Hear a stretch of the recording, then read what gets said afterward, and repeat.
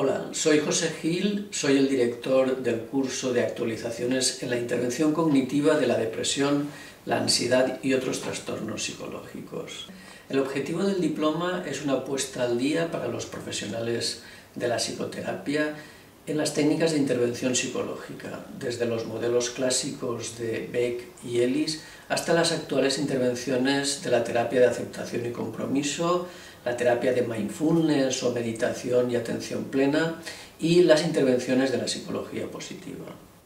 El curso va dirigido a aquellas personas profesionales que intervienen directamente con las personas que tienen diferentes problemas psicológicos. El éxito de la psicoterapia depende del conocimiento que el profesional tiene de las variables de la relación terapéutica, de saber identificar las necesidades del cliente, de hacer una correcta evaluación y un correcto análisis funcional e introducir las diferentes variables que intervienen en el problema que tiene esta persona.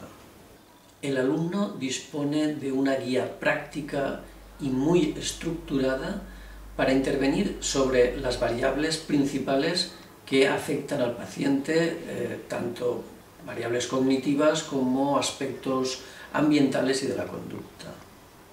El diploma está estructurado para que el alumno vaya avanzando progresivamente desde los aspectos teóricos y va combinando aspectos prácticos con ejemplos que sirven para consolidar todo aquello que ha aprendido en la parte teórica.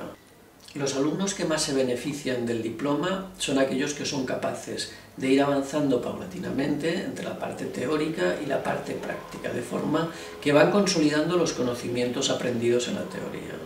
Las personas que han realizado este curso son capaces de integrar en su vida profesional los conocimientos adquiridos. Espero que os decidáis a realizar este curso y que sea de vuestro provecho. Muchas gracias.